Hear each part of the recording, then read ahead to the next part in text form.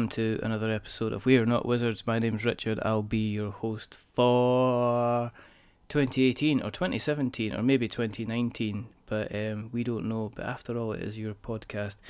Why have we jumped to years? Because joining me today is a guest who's writing or has written a book, collaborating with other people, which happens to take the world of pressed and printed trees and put it all together in a book which is also pressed and printed trees.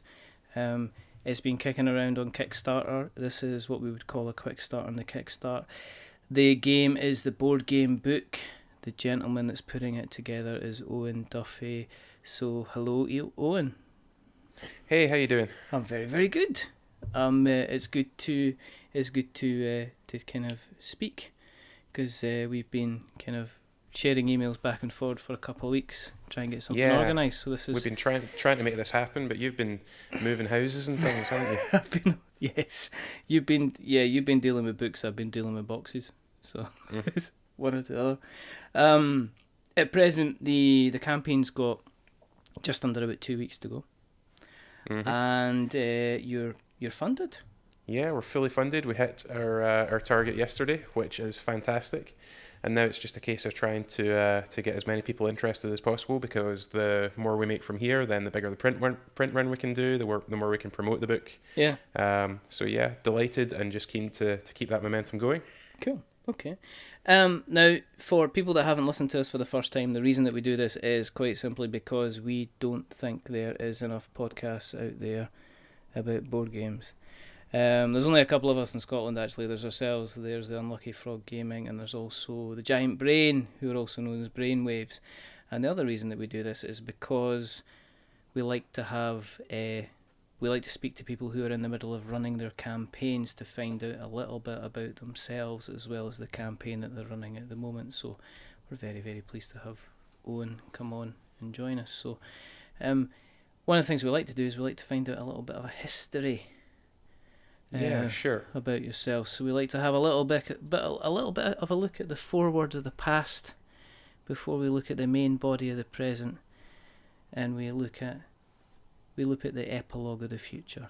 So how do you get involved? How do you get into the hobby first of all, and then jump into kind of actually starting to kind of write about it? I mean, where did you first kind of cut your cardboard teeth? Yeah, well, this is going way back. I mean, like most people, I played, Mousetrap and Connect 4 when I was a little kid. But really, you can look at when I got into the hobby back to when I was in primary school. Oh, right. And somebody gave me a little Warhammer Goblin, one of the lead ones back in the days before giving pointy lead things to children was banned. Did it taste nice? Well, no, it's better than that. I shoved it in my back pocket and sat on it. So yeah, fortunately it didn't need a tetanus injection or anything, but that was memorable. So that was my introduction to the hobby, was getting jabbed in the backside by a tiny goblin, and from there I got into the whole Games Workshop thing, which seems a bit odd given the circumstances. Yeah. And played Warhammer, played 40k, Blood Bowl, and from there I kind of discovered the world of RPGs, and because I was a bit of a kind of rock kid, I kind of gravitated to World of Darkness. So I played a lot of Vampire the Masquerade, probably an age where I was too young for it. Yeah, I've heard it's a bit. It gets a bit. It's a bit violent. And it's a bit sexy, and and it's everything that a 13-year-old kid just wants, And yeah, so I got the books confiscated by my school. That was an interesting conversation that they had with my parents about. Are you aware of what Owen's reading? Did they actually get you in the school? Did they actually get the parents in? Did, yeah. Was the book a bit more well thumbed? But you found out the teacher had put like post-it notes and stuff like that. Oh yeah. For some reason they'd left it in the photocopier, I don't know. But so got into RPGs, played those for a couple of years, and then really I kind of fell out of the hobby a little bit. Yeah. I got back into it when my wife and I were expecting a wee baby. Mm-hmm. And we realised we are going to have like no capacity to go out and socialise for the next 2 years. Just So the we two. thought we were naive at the time. You The were full pretty- I was extent gonna of say it has you were dawned pretty on us naive at since. the time. So we thought, well, we'd both been into games in the past, so we thought, let's see what's going on. We got a wee collection with all the gateway stuff, Carcassonne, Ticket to Ride, that kind of thing, and the idea was we'd get our friends round to come around to our place if we couldn't go out to the pub anymore. And then, the other kind of side of this, how I got into the writing side, is that I've worked in media for a good few years now. Started out at Radio Scotland doing, if anyone knows the Fred Macaulay show. All right, okay. Yeah, I used to research and write for that, which was fun. All right, okay. And, So you're writing comedy stuff then? Well, it was, so Fred's show was sort of a kind of humorous, topical kind of magazine thing. So it was, some funny stuff, some factual stuff, good mix. But and then from there I moved on to The Guardian, doing kind of behind the scenes stuff there, and the opportunity came up when they first started looking quite seriously at doing video games coverage. Yeah. I said to them, well, look, there's some really interesting stuff going on here in the tabletop space, some really interesting designers, and it's getting so much bigger and more popular. And they went for it. They gave me a chance to do it. They got me in. They got Quentin Smith from Shut Up and Sit Down to do some stuff. Yeah. And it's just continued from there, which has been great. And that's led to opportunities to write elsewhere, and now finally to kind of collaborate with some of my favourite gaming writers and to do this book. Okay. So have you always been a little bit of a creative soul then? I mean, it's obviously, it sounds like you've gone from obviously the Warhammer days into RPGs. So were you a bit of a DM as well yourself then? Yeah, were you working up kind of scenarios and stuff? Yeah, I would run games more than I played characters, and I almost always came up with my own scenarios rather than running pre-gens, because just a big part of the appeal was sort of kind of creating these fictional settings and coming up with these characters, and just kind of throwing them out there and seeing what the players did, how they reacted, where things went. So yeah, the creative side was something that really drew me into it. And I mean, I think going back to Warhammer and 40k, I mean, all of the influences there are all kind of, sci-fi, horror, skulls, death, horrible aliens, and that's all stuff that I got right into. So yeah, that kind of informed my interest in other kinds of media, really. It kind of led me into appreciating heavy metal and sci-fi and kind of horror films and literature. So yeah, that whole kind of creative connection to gaming is something that's always spoken to me. And of course was it kind of cool when you were kind of like working at The Guardian to be so involved in kind of like the hobby, where you kind of like, I mean, because one of the things you see about kind of like the video game writing is video game writing's never really, really well paid. And a lot of the video game writing stuff seems to rely on people kind of getting kind of like review copies and things like that to kind of keep them happy. So was it kind of, were you like, oh cool, I'm kind of actually getting sat here, I'm getting paid here to kind of draft stuff up, write stuff up and things like that? Yeah, I mean, it's obviously interesting to work in an area that you're interested in anyway. I mean, I was doing kind of some kind of straight news reporting and stuff as well, which that also is kind of interesting and challenging in all sorts of ways. But just kind of being able to write about the hobby, and particularly being able to introduce it to an audience that perhaps wasn't that familiar with it, was really good. Because obviously, folks like us, we kind of check people's YouTube channels and podcasts, and we're on Boardgame Geek and all of that kind of thing. But I mean, there's a lot of people reading, a site like The Guardian who aren't dyed-in-the-wool gamers, who don't know that there's this kind of creative explosion that's been going on for years in the hobby. Yeah. So just being able to bring people into that feels pretty good. So when you see some of the other publications kind of trying it and saying, oh, board games, they're now really big, aren't they? And then they've got a picture, a stock photograph of folks kind of showing Monopoly, and you still see that. And I know, and I think there's such pressure in a lot of places on people to just kind of churn stuff out. There's places that want their journalists to turn out multiple pieces per day, and they're putting people onto subjects in which they don't have any expertise, and that leads to those kind of listicle. I mean, like I've seen it in places like Cosmo did something, and the Telegraph did a really weird piece a couple of years ago about how why board games are dying, which was news to me. Yeah, I remember actually seeing that. I remember seeing it in multiple places because I think it was copied over about 7 or 8 kind of various kind of Facebook groups and forums and things like that. Just like ruffled a few feathers there. everybody kind of like shakes head. He's just going like, oh, okay, where you kind of getting this? Did you kind of feel that you were kind of more evangelizing to people, kind of like, well, maybe this is something you should try. This is an actual very kind of vibrant and kind of live hobby. Yeah, definitely that was part of it. And I mean, because there is so much interesting kind of innovative stuff coming out, it does mean that there's plenty of good stuff to point people towards, and I mean, for me, there is that desire to promote the hobby and to put it out there and to bring more people into this community. But by the same token, games criticism is no good if you're just focusing on the positive. So it's kind of important to me to, even in a mostly positive review, to kind of point out, are there some rough edges? Are there kind of places where a game might appeal more to one sort of player than to another? So yes, it's important to me to bring new people into the hobby, but also to give a sort of balanced view of it that can kind of inform people's choices. Do you think we're kind of in danger of going down the video game route and getting the kind of the 7 out of 10 thing, where it seems that seems to be a standard mark if people aren't sure whether to say a game's good or a game's kind of bad? Yeah, well, I've always tried to avoid any situation where I have to put a kind of arbitrary score on a review. Yeah. Because to me, it's just there's no accurate way to there's no objective scale that all games can be judged against. They're all trying to create different experiences and different feelings and appeal to different people.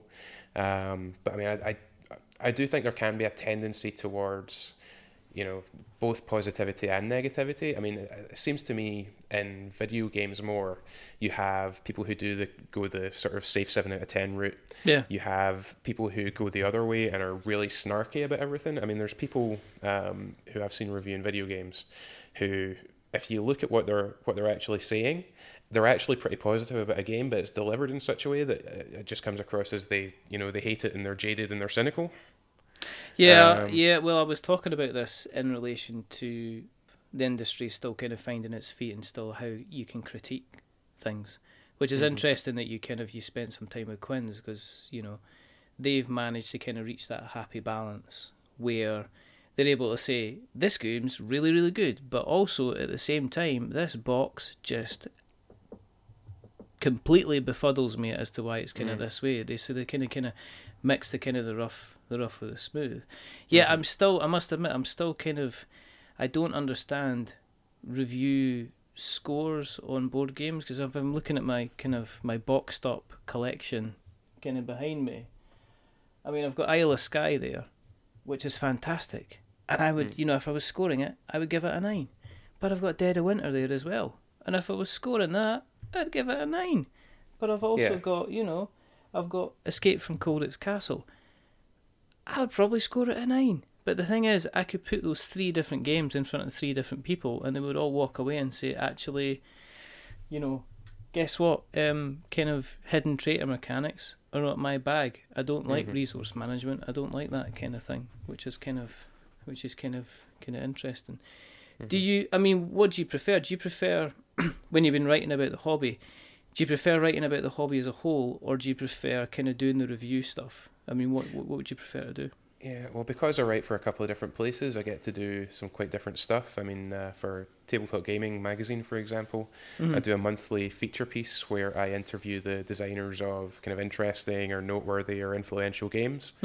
And some of that stuff has just been really fascinating to me. I mean, you kind of dig into the stories behind these games, and you get such an impression of the sort of character of the designers and the kind of ideas that they're trying to express, and what some of the influences on them have been, not just in terms of kind of mechanical design of games, but kind of their life experiences and the type of media that they, the type of films or music that's fed into their designs. So that to me is some of the most interesting stuff that I do. And then the reviews, I mean, something that I write for Tabletop Gaming is going to be very different to something that I write for The Guardian, because you have a more kind of informed kind of gaming audience in one of those outlets. Yeah.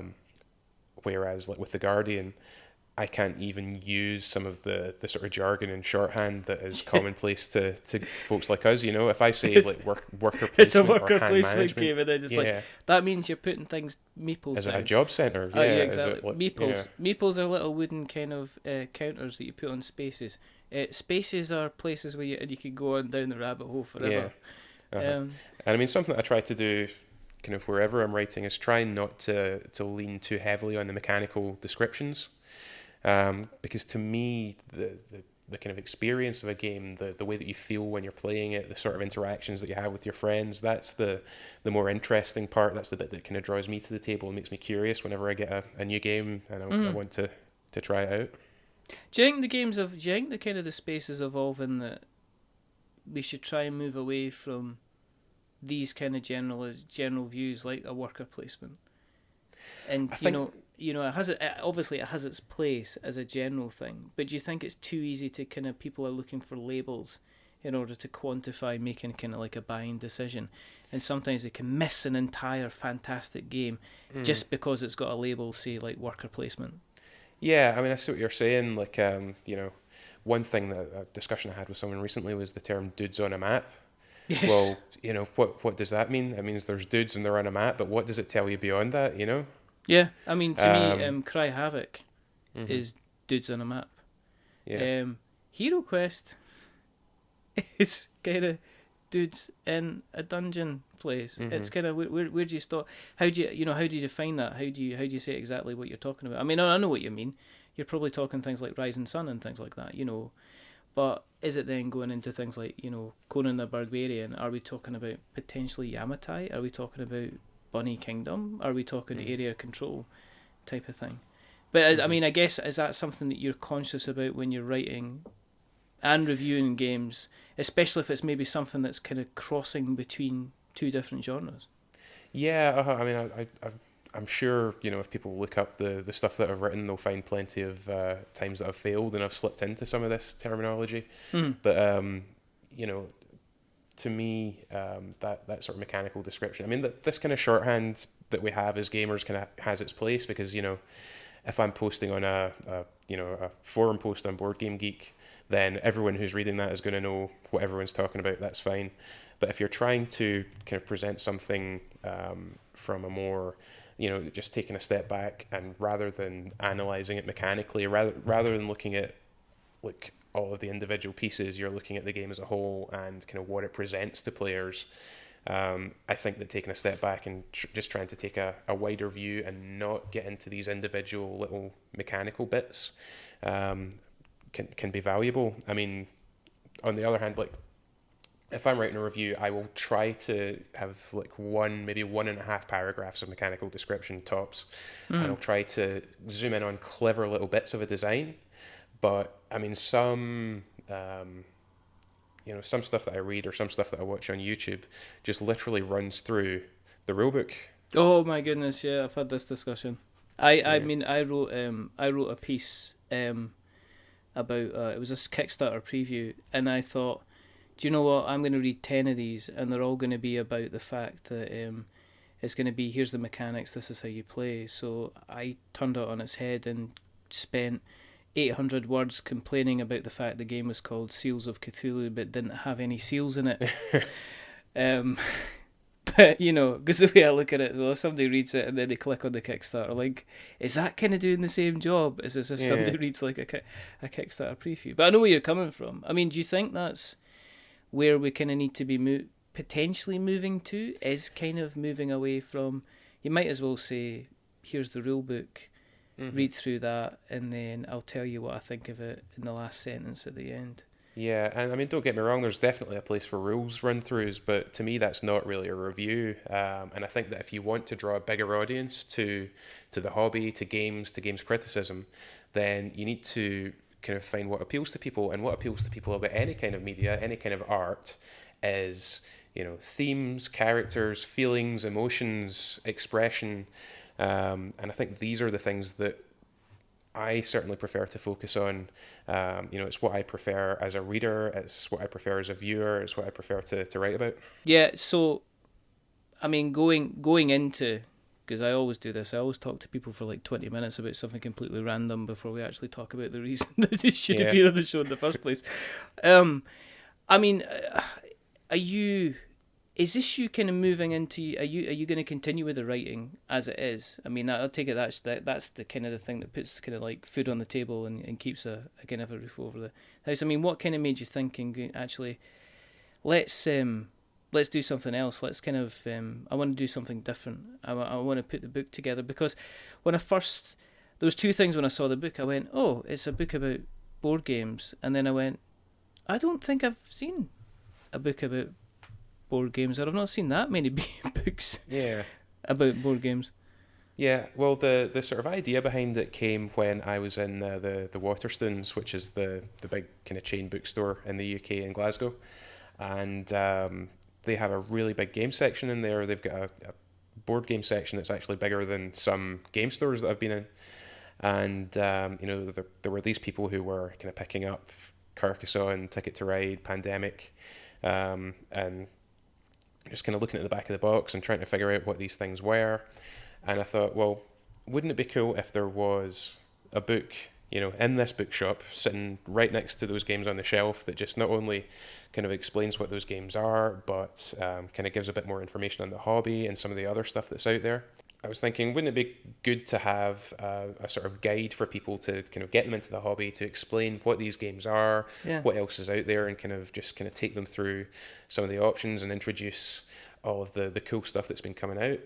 And then I thought, well, maybe you could make it a little bit wider reaching. Maybe you could, not just have a guide for beginners, but something that kind of celebrates and explores and goes a little bit deeper into these games and the stories behind them. And as I said, I've been doing designer interviews for Tabletop Gaming magazine.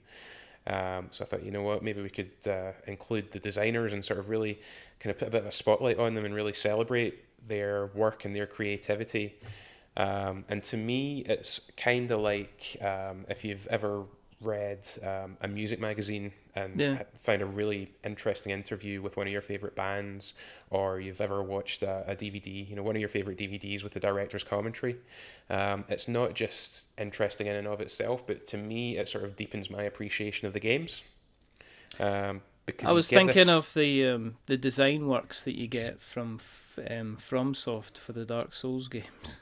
Right, okay. Where they've got the actual interviews with the designers in the kind of the last bits, throughout the kind of the work, so you learn actually more about the design decisions and the impact that external influences kind of had on those design decisions as well, which is always kind of really, really, really interesting. Because one of the things because when I speak to, and I've spoken to, I was looking down the list of the content list of who you've got in the book, and I was like, oh, spoken to them.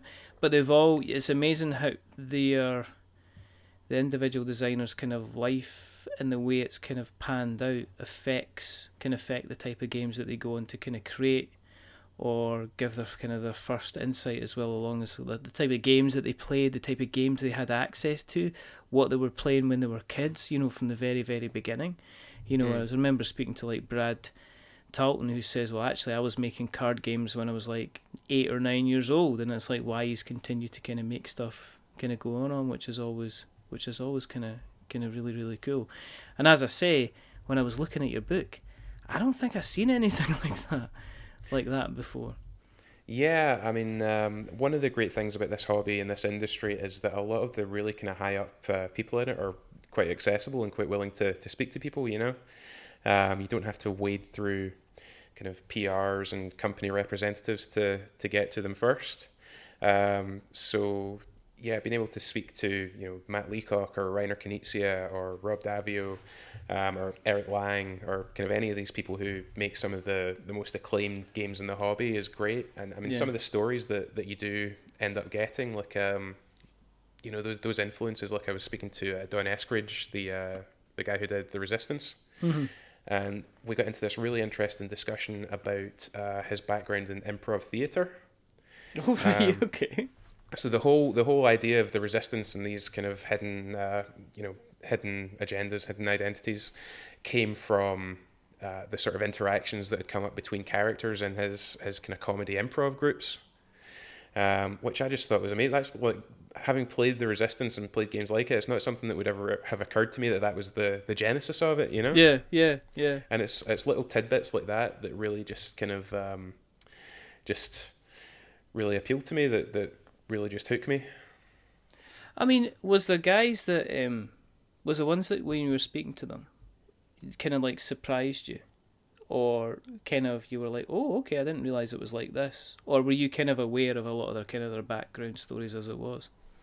Yeah, well, I mean, you can do a little bit of research beforehand, which is something I always try to do, just so I'm kind of coming in, like quite informed. I mean, one thing, Eric Lang, I was talking to him a little while ago now about some of his work on kind of licensed games like Star Wars or whatever, and I said to him, so you must like research in great detail. You must like just lock yourself in a room and watch all of the Star Wars films back to back. And he said, no, actually, that's not what I do. What I do is like surround myself with people who are big fans of a particular franchise, and I see what it is that they talk about, because that's the stuff that, the stuff that's made an impression on them is the stuff that I want to bring across in the game. That's what I want to resonate through the game design. No, I totally understand that. I can see, I mean, that's what you want, because you could go down the line and say, well, actually, I really like this bit in the Return of the Jedi with the little teddy bear Ewok guys, and everybody's going, are you joking? Where's Darth Vader? Yeah. Exactly. Was it, I mean, how long did it take to put things together? I mean, because that's not, that's not like something over a weekend. Yeah, the process is still ongoing. Believe me, we're going to be working on this right up to our print deadline, which is going to be around about October. Mm-hmm. And that's because we're looking specifically at the year in gaming, but we're counting the year as Essen last year to Essen this year. Right.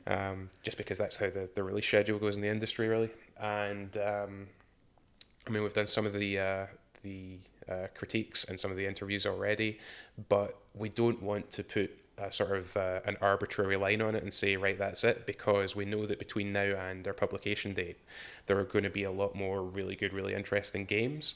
So what that means is that there's going to be more stuff added, and we'll have to be very diplomatic about it, but it could be the case that there's going to be some really good stuff coming out that bumps off some of the stuff we've already got planned. So yeah, I mean, just the nature of the hobby, the nature of the industry is that pretty much until we go to print, we're going to be chopping and changing the lineup, which is a little bit stressful when you've got to get it to the printers for a given date, No, I can totally understand, because I noticed, like, even in your Kickstarter, you've got kind of like, you've got a page, you've got a holder for like stuffed fables.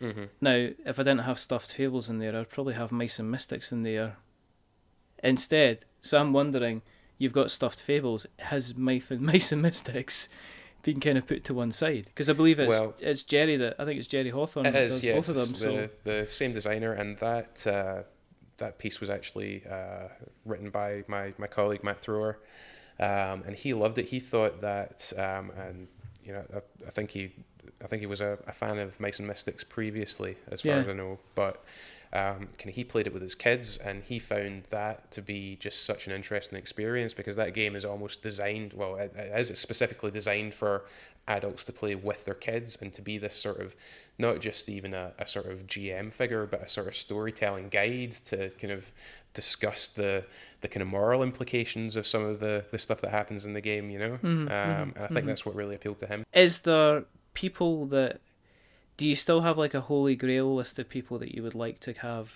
kind of feature in the book, or have you got everybody that you kind of want? The one guy I have never been able to pin down is Richard Garfield, and I'm guessing that's because he's just spoken to so many journalists about Magic over the years that he never wants to sit down for another interview again as long as he lives, And the thing is, like, I don't want to piss anyone off by saying this, but I was thinking perhaps Bunny Kingdom for the book, but having played at a UK Games Expo, I'm kind of reappraising that, because I didn't really enjoy it that much. But please don't tell Richard Garfield I said that, because that will probably scupper any opportunity I ever have of nailing that interview. Just tweeting him just now. Just give me a second. Yeah, I've got him on DMs. You see, Right. Okay. he's my Is that cousin. you're all right. No, he's my cousin's wife's brother. So he comes Right. round Okay. every Sunday for dinner. I'm only joking. I don't know. I heard really, really good things about Bloody Kingdom, but then I've not had a time to. I've been kind of deciding to strip back and kind of go through kind of stuff that I have played once or Yeah. twice, and I kind of want to play some more. But no, Hmm. I can edit that out of the podcast. It's fine. It's I will stand by my opinions. I played Bunny Kingdom and I thought that it did some interesting things, oh but so it's basically a card drafting game, and you're drafting cards to claim territory on a board and things like that. But you're also drafting cards that give you new victory conditions, new point scoring conditions, and we just ended up with so many different ways to score points at the end of the game that we were literally sitting there trying to work out the scoring for as long as we just played the game. That might be because it was the third day of a convention and we were all yeah. just sleep deprived and starving and just ready to keel over unconscious. But that was our experience of the game. When are you having to kind of like constantly be kind of playing games? I mean, is that the flip side of kind of getting stuff ready? Yeah, Is it's it, are you terrible. kind of sitting there with like a pile of games and saying, The sheer I've, workloads, yeah. No, I mean, in all seriousness, yeah.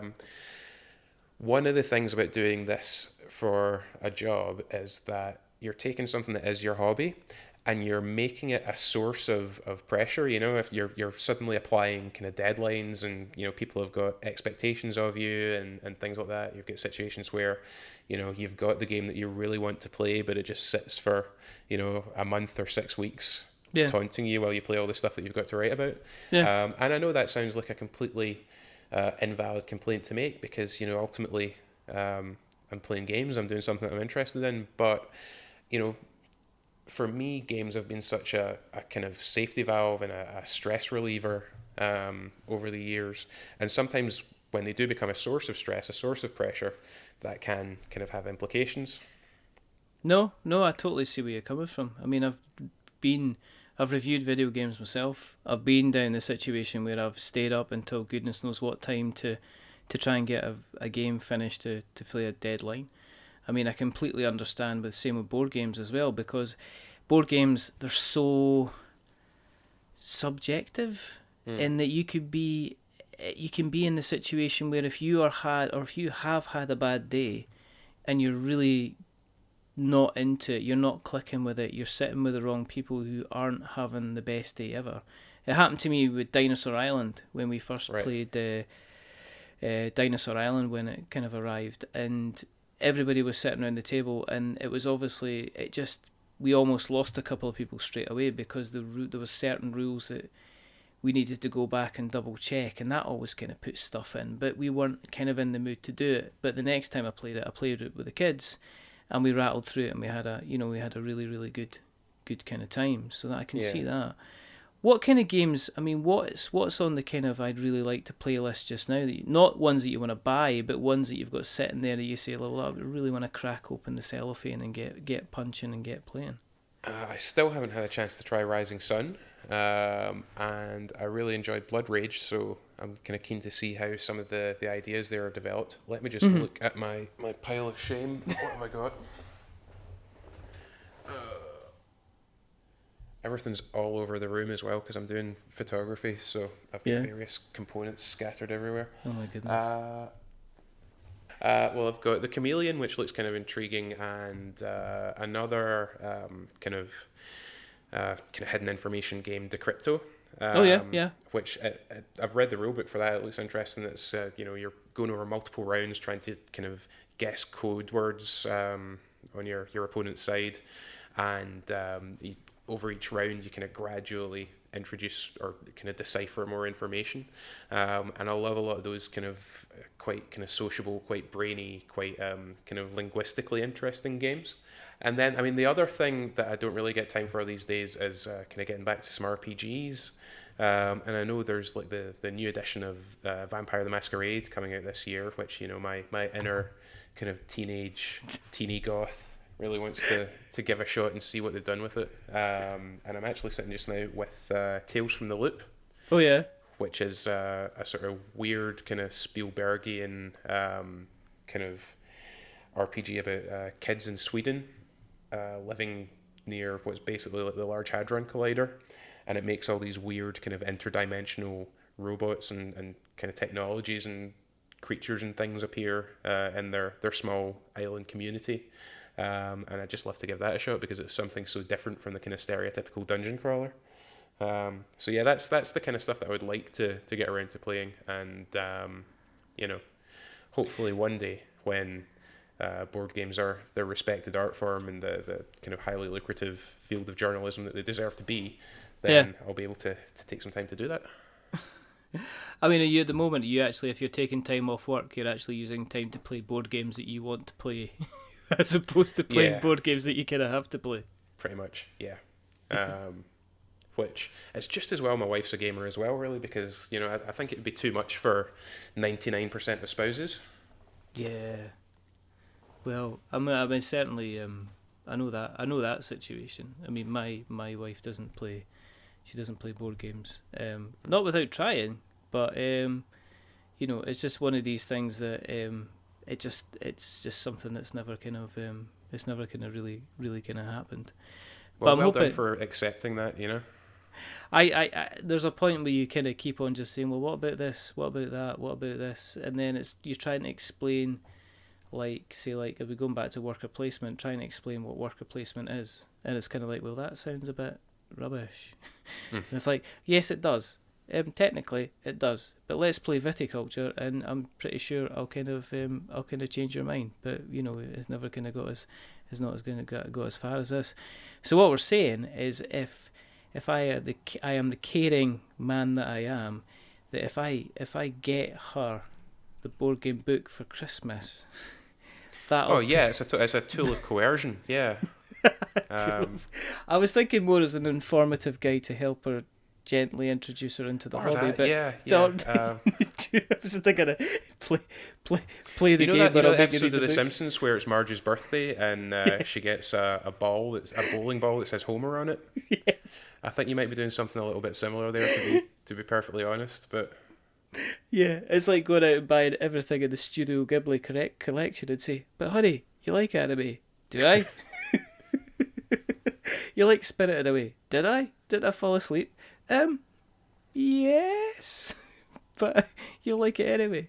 But I mean, if they're listening along tonight and saying, "But I don't know why I'm listening along tonight because it's not like he's talked much about the book," what can they expect when they open the book? I do this all the time, Owen. I mean, this is you know. Yeah, no, I know your format. I know that it's free form.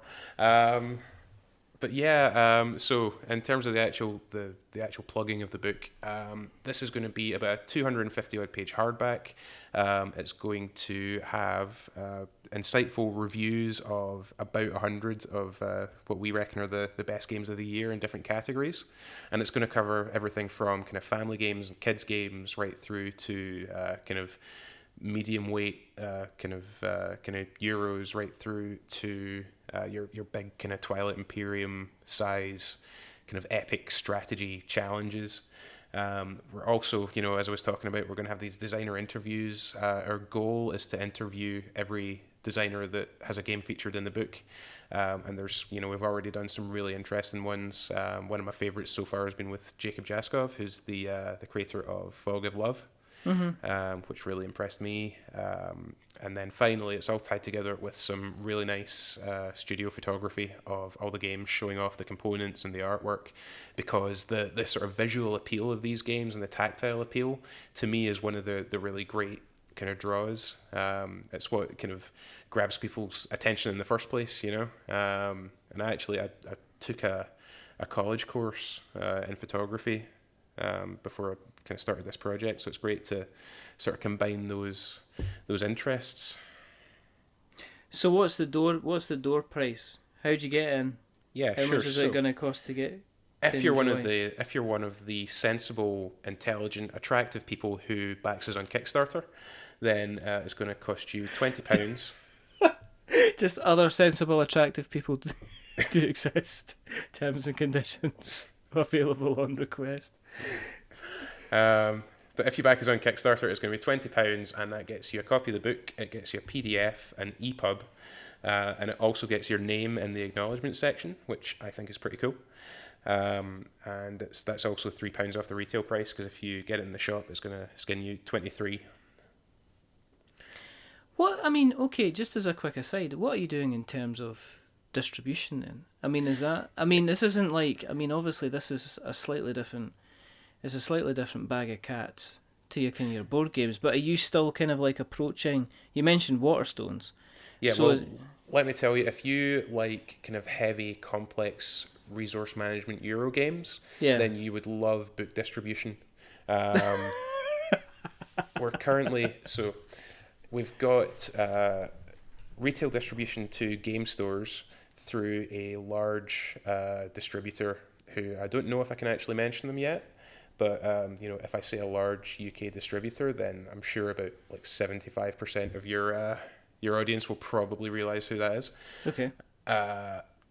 The book retail side is a lot more difficult because the distributors want to see a physical printed copy before they'll take it. So that's something that's going to, we can certainly put the wheels in motion now, and we've been speaking to companies about that, but that's something that won't be confirmed until the actual product's ready to hit the shelves. Mm-hmm. And we've also been speaking to some distributors in the US and the gaming trade side of things. So we're very keen to have it available in American and North American game stores as well. And then finally, we're going to be on all the online platforms, so you'll be able to get it on Amazon and digitally on your Kindle, your iPad. So yeah, we're just trying to cover as many bases as possible. Okay. Has that been a whole different kind of skill set? Because obviously you've done the writing, you've done the journalism, content creation and everything like that. Has this been a completely new kind of skill set that you've had to kind of learn in a relatively quick period of time as well? Yeah, it has been. And I mean, like one of the things that has been useful is having kind of people around me who have a bit of a background in that sort of thing. Like we've had advice from kind of people who have been kind of like book buyers for major bookstores and things like that. And I've just been kind of bothering people for, pointers and hints and people to, contacts of people to talk to. But it's been really interesting doing it. And the other thing, obviously I've written stuff for other publications, but this is the first time that I have really been in a kind of editorial position. Yeah. And I've really enjoyed working with Matt, Terry, and Richard, who are the co-contributors. And it's great to work with some of my favourite games journalists, and just to kind of combine their skills and to kind of have their enthusiasm and their energy, and it's a bit of a dream come true, really. Has it been also different kind of having to get on board in the promotion stuff? Because I'm guessing that apart from, I'm guessing that you kind of like Tabletop magazine deal with the kind of the tweets and the marketing for that, and obviously the Guardian has its own probably lovely section that deals with all that as well. Yeah. Has that also been something that you've kind of went, I better try and get the name out on this, otherwise it's not going to get made? Yeah, and I mean it's you're quite right. Like one of the things that I enjoy about writing for other publications is that if you're trying to establish a podcast or a YouTube channel or something, then you've got to do all of this behind the scenes work to try and kind of build a bit of buzz around it and kind of be part of a community around it. Whereas I just get to kind of file my copy and say, thank you very much, I'll see you next month. Exactly. So this has been kind of picking up a new skill set, and I'm not the world's best on the whole kind of social media kind of thing. Yeah. Like I didn't even have a Facebook account before I started this project because I think Mark Zuckerberg's just a creepy, deeply creepy individual. Humans drink water.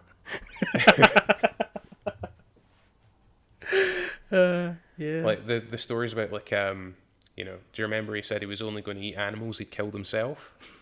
And like everyone said, oh, that's great, he's being a kind of responsible omnivore, but at the back of my mind there was just this wee voice saying maybe he just enjoys killing animals. There's maybe just that there's a wood out the back of the Facebook headquarters, and he's just like leaping around like some kind of feral animal. Yeah, like he's got the Rambo face paint on and the with sharpened teeth, just going after squirrels. Yeah. You know what I mean? It's like, Mindy, where's your dog? Oh, let her run out the back. And no, you can't do that. Mark's on his attack mode. Just to That's cover out that's when with he a gets the dog. special. That's when he gets the special camouflage hoodie on. Exactly. He's like, oh no, Mindy, your dog's just been tagged. But yeah, but I mean, is that kind of like being, oh my goodness, I need to kind of get out there on the Facebook page and get the tweets out there and kind of contact people and reach out to people and do kind of like the networking. I mean, was Yeah, it it has easy? been. Was it easier to do that? Was it easier to do that because you kind of had the connections, or was it a case of I actually now need to be engaging with content creators myself when I have formerly or I'm currently a content creator? Yeah, I mean, it was definitely the latter, and I had some contacts with people, just from kind of meeting them at conventions and all that kind of thing, which is great. And I do enjoy kind of speaking to people who are enthusiastic about the hobby, and that side of things is great. It's just the more sort of formal social networking side of things. It's I'm one of these people who's always preferred having like a small group of real world friends rather than a kind of big group of kind of Facebook followers. Yeah. And it's taken a little bit of kind of overcoming some of my own ineptitude on that front, but I think I'm doing okay. But the thing is, like, so much of the stuff that's really effective isn't the kind of set piece, kind of like Facebook ads or anything like that. Is No. kind of generating that word of mouth. It's somebody likes an idea and they tell their mate about it, and because they're enthusiastic about it, then their mate gets enthusiastic about it, and then they tell their cousin, and she tells their girlfriend or whatever. That, I think, is where most of the backers and most of the interest in the book has come from. Yeah. Well, as I say, we funded. I mean, this is gonna happen. There is gonna be there's gonna be a board game book that's gonna be kind of out there. Where do you guys exist on the internet webs? If they've listened Sure. along tonight, where can we find you? Yeah, okay, so we are at boardgame-book.com because someone registered boardgamebook.com years and years ago and hasn't actually used it. We are on Kickstarter if you go on there and search for the Board Game Book, Yes. or you can find us on Facebook, on Twitter, on Instagram. If you just look up the Board Game Book on any of those platforms, you'll find us. Excellent. And of course, what we'll do is we will make sure that we put all those links in the show notes so that we have notes to show. If you want to keep an eye on what we are up to, go to the Googles, search for We're Not Wizards. You'll find us on a plethora of places and platforms. Unlike Owen, I am shallow and self-centered, so I have about 4,000 people that follow me on Twitter that I have no idea who they are, which is always good. But you can also find us on places like Facebook. We are on YouTube. You can also find us on places like Instagram, which for some reason... You're so much better than this at me. And you can catch us on places like Spreaker and Stitcher and Acast and Podknife, and obviously Podbean itself. You can go to our website, which is we'renotwizards.com. You can go to our blog spot, which is we'renotwizards.blogspot.com. We've written a couple of bits. If you don't go and visit, as we keep saying, we're going to write some more. So go and see us so you can stop us. It sounds like it'd be easier to list the places they can't find you. We are everywhere. I mean, we're also on Apple Podcasts, and as we say, if you like what you've listened to, then jump over to Apple Podcasts and give us a subscription. If you like us even more than that, consider giving us a rating or a review. And as we say, if you are going to give us a rating or a review, don't give us a 10 because it makes us big-headed. But don't give us a 1 because I'm an ugly crier. Give us a 5 because it's in the middle and it's average, and we are decidedly average. But the gentleman who's not been average tonight, who's been rather interesting and a pleasure to speak to, has been the one, the only, the wonderful, the fantastic Mr. Owen Duffy. So thank you very much for coming on, sir. Well, thank you for having me. It's been great. And there's only 2 more things to do. The first thing is to remember that we are many things, but we're not wizards. Are we wizards, Owen? I don't know. No one's ever actually clarified that. Are you not a wizard? I'm definitely not a wizard. Right. I'll take that as a no from you. Okay. And the second thing is to say goodbye. So it is a goodbye from Owen. Say goodbye, Owen. I'll see you later. Thank you. And it's a goodbye from me. Remember, stay safe, roll sixes, and check out the board game book, because Christmas isn't that far away, and it could be a good present for somebody who loves the hobby already. It could be a good present for somebody who's looking to get into the hobby. It could be just good to just have sitting on your coffee table, just to have a look, a read, and find out some more stuff about the hobby that you don't know anything about.